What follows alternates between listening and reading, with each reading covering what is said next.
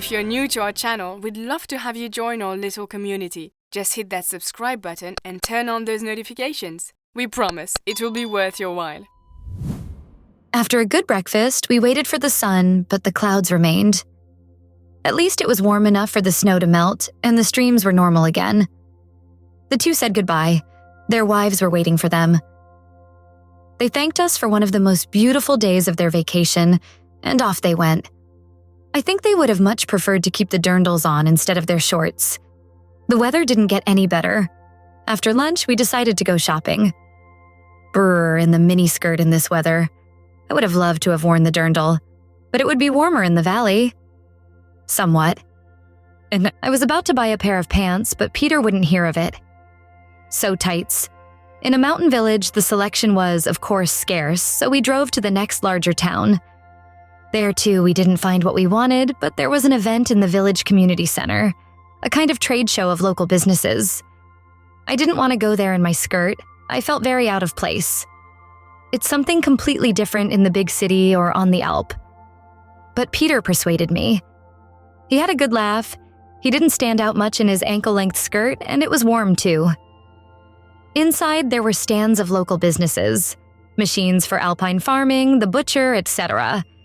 Even though we hadn't eaten lunch very long ago, the things at the butcher's looked simply too delicious. Full to bursting, we went on. There weren't many stands. One was from the local beauty salon, which probably relied mainly on tourists. Two women, one very young and very good-looking, the other perhaps her mother, were bored. The younger one noticed my glances, but threw back at least equally curious ones. She probably hadn't seen a man in a miniskirt before. I went up to them. Do I have a stain on my skirt, or what's the problem? No, everything's okay. There aren't too many men in skirts here. Yeah, I should have thought about that beforehand. Now it's too late. But we're almost always on our alpine hut anyway. Alpine hut? That must be fun. Take a seat, we have nothing to do anyway. This show is completely unsuitable for our business. Wrong season? Also, but who are we supposed to advertise for here? Tourists hardly come here? Or are you interested since you're already wearing a skirt? No, not really. I thought with horror of the experiences at the supermarket. I think we even have something for you. Your hairy legs look terrible. Either no miniskirt or the hair has to go. Hairless? That's too feminine. Wearing a skirt and then having problems with your hair? Very strange. But many men come to us and have their hair removed. Especially cyclists, but also swimmers and other athletes. True, I had seen that too. Should I? And how much does that cost? Nothing today if you stay a little longer. You're our demonstration object. Maybe we'll get some attention that way. Anyway, it won't be so boring then. Peter nudged me encouragingly. Why not? Bad weather, nothing to do, and I was very curious about hairless legs, so I agreed. I took a seat on the chair-like stool that was there for demonstrations. The girl pushed my skirt up until my underwear was visible, not the most fashionable. We can't do that. Wait, I'll get you swimming trunks. Can't you just work up to the skirt? What if you put on something else, or go swimming? Do you want some hair on your legs and the rest not? That looks terrible. I took the swimming trunks and went to the bathroom. Oh, those weren't swimming trunks, but bikini bottoms. But they were solid and in a deep blue. Only the slightly high-cut legs were unusual. But what the heck? I'm wearing a skirt anyway. I changed and went back and took my seat again. The skirt was pushed up again, then the shoes and stockings were taken off. With the device, something hot was applied to an area, then a piece of fabric was placed on top. Then nothing happened for a moment. Then the girl pulled the fabric off. Ouch. I could barely suppress a scream. The first time it always hurts a little bit. Later, you hardly feel it. A little bit? A little bit too much. The skin had turned bright red in that spot. I gritted my teeth and let the procedure happen. It didn't take long, and I had tears in my eyes. But then, after what seemed like hours to me, it was over. My legs were burning. The girl reached for a cream and gently massaged it in. How wonderful. She carefully worked on my legs. What a wonderful feeling. All forgiven and forgotten. I relaxed completely, maybe a little too much.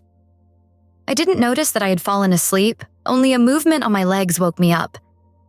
Someone had just bumped into me or had shaken me. Anyway, I woke up and stood up. Oh, what was up with my shoes? I looked at my legs. Wrapped in delicate, shimmering black were a pair of shoes that barely had any material. Cross straps over the toes and a strap around the ankle. Through the sheer fabric of the tights, red toenails shone. The shoes had no significant heel, but it was small and pointed. No wonder I was initially lacking in balance. I looked around. Peter had woken me up.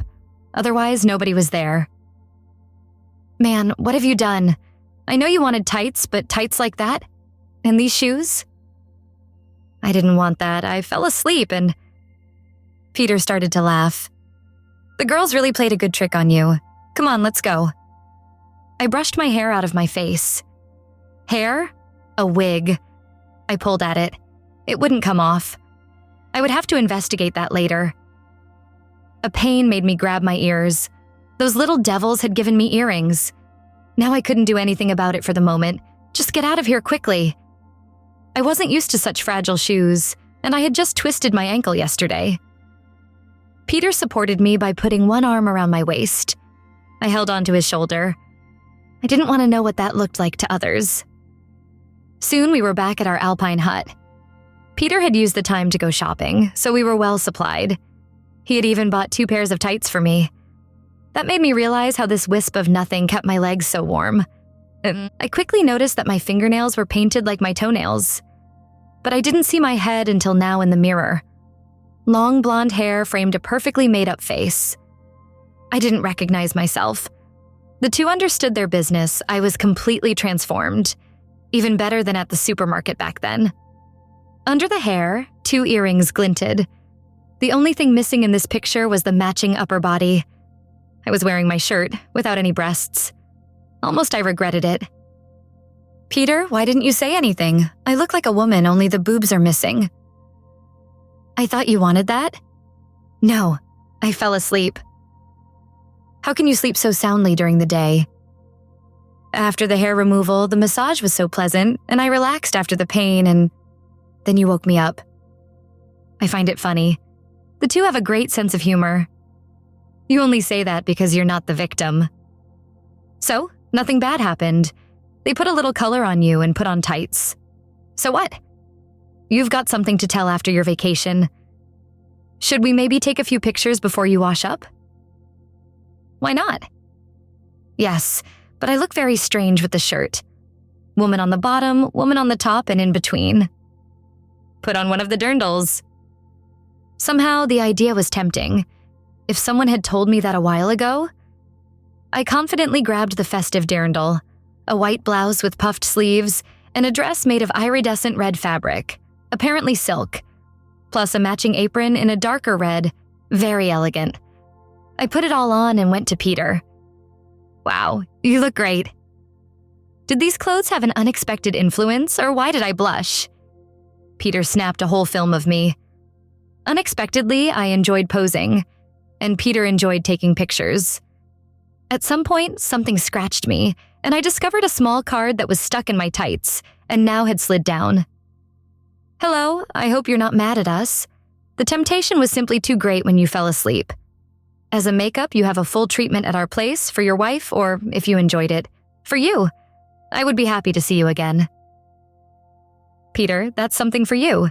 Now you can get a makeover too. Me? No thanks. Not interested. Me neither. Maybe something for the wives of our visitors? I have no idea where they live. Me neither. I guess we'll have to leave the offer unused. I stayed in the dirndl all evening. I almost found it a shame when it was finally bedtime and I had to take it off. The next morning, the coldness was reason enough to put it on again. After breakfast, I tried to take off the wig. It wouldn't come off. Finally, I asked Peter for help. Your hair is somehow intertwined with the wig. I can't get it off without cutting your hair. Great. Then I guess I'll have to use the voucher to get rid of the nail polish and wig. Then it's great. How about this? I go to the museum, which you don't like, and you go to the girls. Those are great prospects. To a beauty salon on my vacation. The way I looked with the wig and makeup, the dirndl wasn't out of place. Amazingly, the makeup still looked half decent. The lipstick was gone, of course, but around the eyes it was okay. Well, a little smudged, but I removed it with a cotton swab. Peter dropped me off and went on to the museum. I was greeted enthusiastically. "Hello, it's great to see you. Great, dirndl, it suits you wonderfully." And so it went on. I didn't get a word in edgewise. I was taken to a room with a treatment chair. "Take a seat." I haven't even said what I want yet." "It's clear. You don't have to say anything. But you know how it is nowadays, you have to sign this. Unbelievable what people are suing for these days. We have to protect ourselves too. You understand, right?" Why did she never have to catch her breath? I could barely get a word in. "Well, let's get rid of the stuff. I won't let it hinge on the signature. Actually, you have to sign such things everywhere nowadays." I signed the long text. And another sheet. She first removed the makeup on my face. Instead of relief, I almost felt a kind of regret. Where did that come from? Then the nail polish came off. "Nah. Would you like to pick something out, or should I do that?" I didn't answer. I didn't even really register the question. I was too caught up in my strange feelings. A little later, I noticed how she was attaching plastic nails. Strangely, that didn't bother me. I was in a very strange mood. I saw her doing something I didn't want. Or did I? It was all so confusing. She would know what to do. After all, the fingers were adorned with a plastic nail, she shortened them a little and filed them into an oval shape. Then she painted a clear gel on them, and the hands went under a blue glowing lamp. That was repeated a few times. I didn't fall asleep, but it wasn't far off. As if I had taken a strong sedative. Actually, I wasn't really all there. What had put me in this strange mood? Was it the schnapps I had gotten as a welcome drink? In retrospect, I still have no idea what it was. Maybe a combination of everything? High altitude, lots of sun at first, much more alcohol than usual, and unusual herbs in the tea. Anyway, nobody thought anything bad. After a long time, my fingernails were finished. What a work of art. Under clear resin, each finger had a different figure from the fairy tale realm. Elves, goblins, etc. Incredibly beautiful. While I admired my fantastic fingernails, all sorts of questions were asked of me. What color for the eyeliner? What kind of eyeshadow? Sometimes I said something. Otherwise, I just looked at my fingernails in a daze. I really have no idea how long it took. At some point, Peter picked me up and took me back to the hut. I lay down on my bed and immediately fell asleep. The next morning, I woke up with a bad headache. Peter left me to lie there and made breakfast. Finally, he came to me. "I thought you wanted to get rid of the makeup." I didn't answer immediately. Didn't I? Then I said it aloud. Didn't I? "Oh no, look at your fingernails." Ouch. I vaguely remembered. I looked at my hands and couldn't believe it. "Did you take pills yesterday? Or a joint? You were so strange." "No, nothing. I only remember parts of it as if I had drunk too much. But it was only one schnapps, that can't be it." "Well, I hope you like your long nails. As I was told, you can't remove them, you have to wait until they grow out." "Oh no, that's just what I need. I have to go back to work on Monday." "And you really didn't notice anything? About the makeup?" "Now that you mention it. Yes, but like in a dream." "Well, that's no problem. I washed it off right away." "I think you should better apply for a long vacation. Or look for a new job. And you need a new wardrobe, too." "Huh? What nonsense are you talking about?" "The shop you were at does permanent makeup. It says so big over it. And I was shown the explanation that you signed. You wanted permanent makeup on several forms." "Please, what? What is permanent makeup?" The girls explained it to me. The color is injected under the skin. It doesn't last forever like a tattoo, but at least 6 weeks. Depending on your skin type, it can also last much longer. But it's okay. You look really good. Nice, curved, big red lips, perfect eyeliner, and beautiful, curved, thin eyebrows. Plus a subtle eyeshadow. With the long blonde hair, you're hardly recognizable. Really beautiful. If only I had never stepped into that store with the men's skirts. Now I'd probably be wearing skirts for a while, as part of my new wardrobe, which would be anything but masculine.